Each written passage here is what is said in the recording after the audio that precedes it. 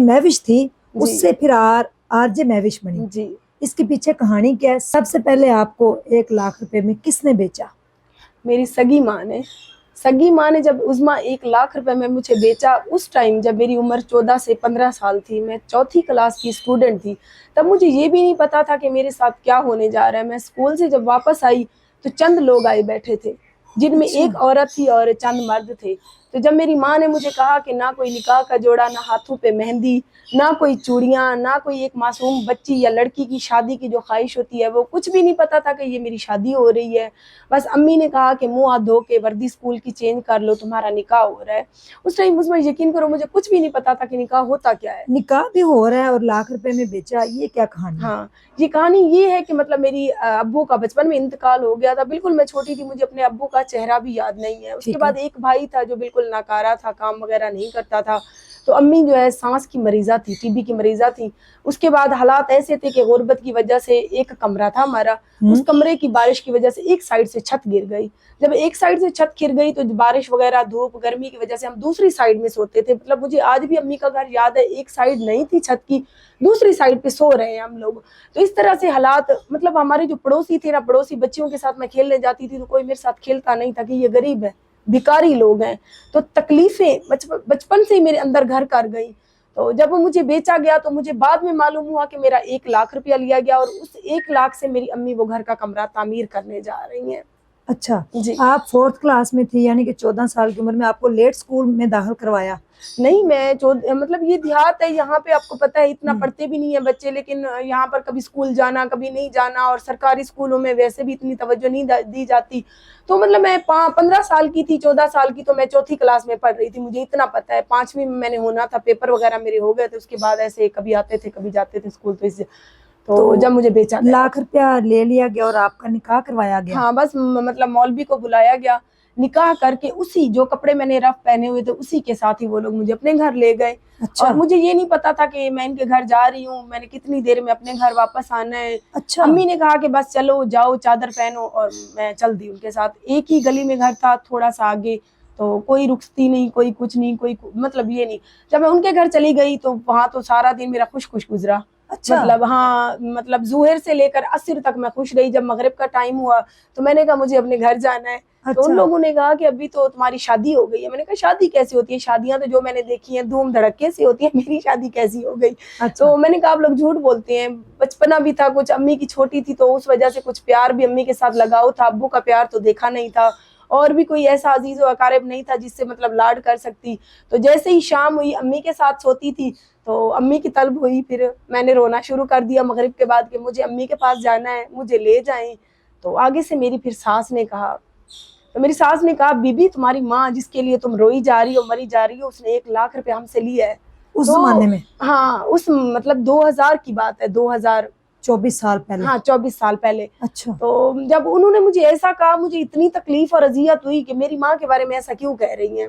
अच्छा। आगे से मैंने अपनी सास के साथ मैं उलझ पड़ी कि मेरी माँ के बारे में आप लोग ऐसा क्यों कह रहे हो, मेरी माँ मुझे 1 लाख रुपए में क्यों बेचेगी। तो उसके बाद फिर वो लोग नहीं जाने दे रहे थे, मैंने थोड़ी देर रोई। उसके बाद फिर कुछ लोग, उनके रिश्तेदार इकट्ठे हो गए मुझे देखने के लिए कि जी ये दूसरी बीवी ले आया है मुन्ना। अच्छा। उसे मुन्ना कहते थे। वो पहले से शादीशुदा था? पहले से शादीशुदा था और उसकी मेरी उम्र की बेटी थी। 38 साल अच्छा। निकाह में उसकी एज लिखी गई और मेरी 16 साल लिखी गई।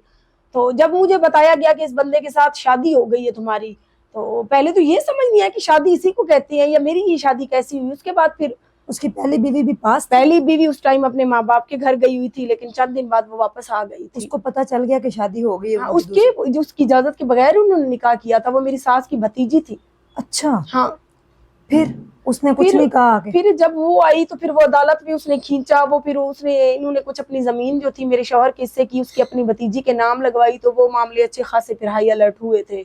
तो इस तरह से उसमें फिर मेरी शादी हो गई, मुझे कोई पता नहीं। अगली सुबह 2-3 दिन बाद मुझे 2 जोड़े सिलवा के दे दिए गए। उसके बाद फिर मामूलात ज़िंदगी पे जब मैं आई तो पूरे घर का काम उन लोगों ने मुझसे करवाना शुरू कर दिया, जबकि मैं अपनी अम्मी के घर कोई काम नहीं करती थी, मुझे काम करना भी नहीं आता था, बस पढ़ती थी, कुरान पाक पढ़ने जाती थी, कुरान पाक कंप्लीट किया। उसके बाद फिर मैं जो है ना हिफ्ज़ कर रही थी, मुझे शौक था, तो 10-12 सिपारे मैंने हिफ्ज़ कर भी लिए थे। अच्छा। تو اگلی صبح میں نے جب اسکول جانے کی ضد پکڑی تو میری ساس نے کہا کہ گھر کے کام سیکھو, اسکول اب ہمیں استانی تو نہیں لگوانا. اچھا بہت تکلیف ہے, میں اس چیز کو سوچتی ہوں نا پیارے بہن بھائیوں, تو اتنی اذیت ہوتی ہے, اتنی اذیت ہوتی ہے. خود سوچتی ہوں کہ اتنے زندگی کے سال میں نے اتنی مشکلوں سے کیسے کاٹے. اچھا پھر آپ رہنا شروع ہو گئی ان کے ساتھ؟ پھر صاف ظاہر مجبوری تھی, وہ لوگ جانے نہیں دیتے تھے تو پھر کیا کر سکتی تھی. امی سے پھر کب ملاقات ہوئی؟ امی سے جب مر گئی ملاقات ہوئی.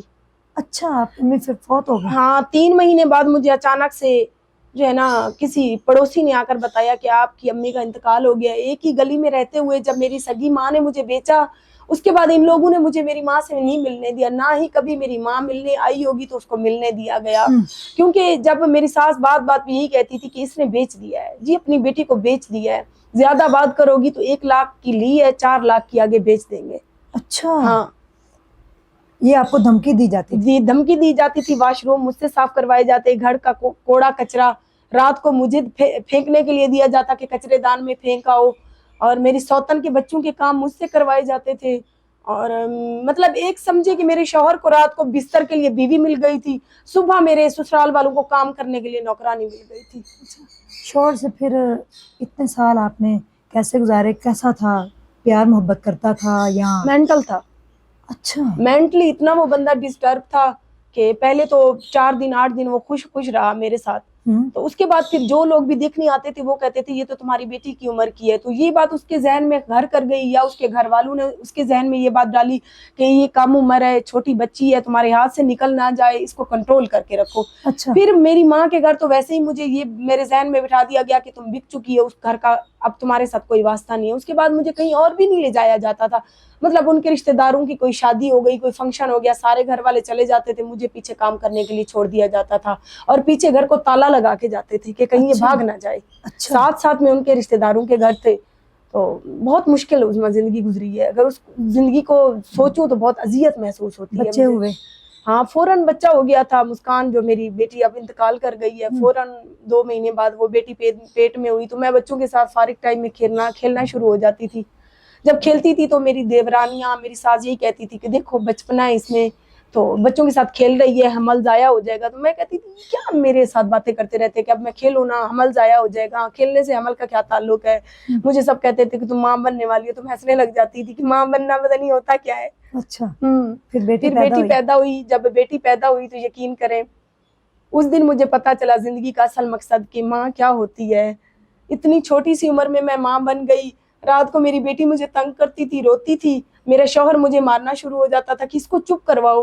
میں خود جب بچی تھی مجھے خود نہیں پتا تھا کہ اس کو میں نے دودھ کیسے دینا ہے, اس کو مطلب میں نے اس کا پیمپر کیسے چینج کرنا ہے.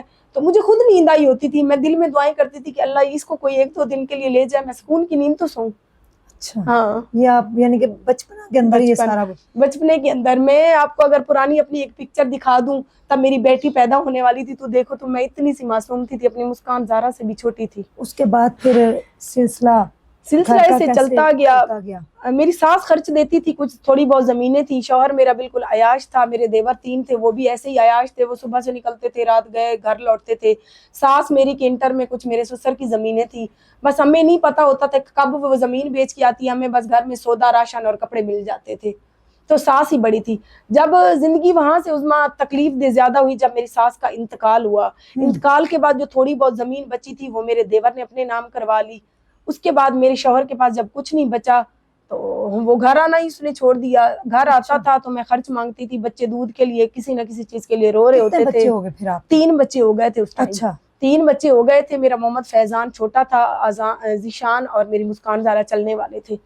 تو اس کے بعد پھر میں جب وہ گھر آتا تھا میں کہتی تھی 2 دن سے تم غائب تھی, ہم کہاں سے کھائیں, آٹا نہیں ہے, یہ نہیں ہے. دیورانیوں کے کام کرتی ہوں تو وہ ایک روٹی دیتی ہیں, ایک صبح والی باسی روٹی پرسوں والی ڈبے میں پڑی ہے اس کو گرم کر کے دے دیتی تھی. سارا کام میری دیورانی مجھ سے کروا لیتی تھی. مجبوری یہ تھی کہ کہاں جاؤں, کس کے پاس جاؤں. بہنوں کے گھر آنے جانے نہیں دیا جاتا تھا. پھر اس طرح سے آہستہ آہستہ منواتے میں نے کہا مجھے بہنوں کے گھر تو لے جاؤ, امی تو ہے نہیں اور بھی کوئی ایسا رشتہ نہیں ہے. پھر جب بہنوں کے گھر جاتی تھی, بہنوں کو یہ حالات بتاتی تھی تو وہ یہی کہتی تھی کہ بس یہ بندہ ٹھیک نہیں ہے, نشئی ہے, مارتا پیٹتا بھی ہے, تو تم اس سے طلاق لے لو, ہم تمہیں اپنے گھر میں رکھیں گے. تب میرا آذان پیٹ میں ہو گیا, 4 بچے میرے ہو گئے. پھر ایک بار اس نے مجھے اتنا مارا, 3 دن یہ گھر سے غائب رہا. मैंने देवरानी के 3 दिन 4 दिन काम किए, रोटी वगैरह दे देती थी। तो तंग आके जब ये आया तो मैंने इसके साथ अच्छा खासा झगड़ा किया कि या मुझे तलाक दो या मुझे घर का खर्च दो। इसने मुझे नलका नहीं होता पानी चलाने वाला, हाँ। उसकी हत्थी उतार ली। इसने उस हत्थी के साथ मुझे पीटा, मेरी ये बाएं टांग टूट गई, ये मेरा बाजू टूट गया। तो ये मुझे मार के बिल्कुल चला गया, मेरी नाक से ऐसे खून बह रहा है। तो मेरी देवरानी को कहता है ये मर गई है, भाग गया। फिर इसने समझा कि ये मर गई है। तो जब ये भाग गया उसके बाद मेरी देवरानी सब लोगों ने मुझे उठाया, 11-22 को कॉल की, मुझे हॉस्पिटल ले जाया गया। डॉक्टर ने जब मेरी ये हालत देखी तो उसने कहा थाने को मतलब इन्फॉर्म करें, ये बीबी की इतनी हालत सीरियस है। अच्छा। तो मेरी देवरानी भी मुझे छोड़ के भाग गई घर वापस। मुझे बेयारो मददगार हॉस्पिटल में सरकारी में छोड़ के सब लोग चले गए। तो उसके बाद मैंने अपने अंदर हिम्मत पैदा की कि मैं भी कब तक ये जुल्म सहोगी, एक दिन ना एक दिन तुमने अपना फैसला करना है। तो इस हालत का आज ये बंदा जिम्मेदार है, वो भी चला गया। ये लोग जिनकी नौकरी करती हो, कितने साल के बाद आपको ये एहसास हुआ? मतलब 4 बच्चे होने के बाद मुझे एहसास हुआ। 4 बच्चे मेरे हो गए थे तब मुझे एहसास हुआ। पहले तो मैं कहती थी चलो ना मैं कहाँ जाऊँ, क्या करूँ, अम्मी नहीं है, भाई अच्छा नहीं है, बहनें भी नहीं संभालती हैं, उनके घर एक रात रहने के लिए चले जाओ तो वो कहती है तुम्हारे बच्चे यहाँ पे गंद फैला रहे हैं, हम खुद गैरों में हैं। तो इस तरह से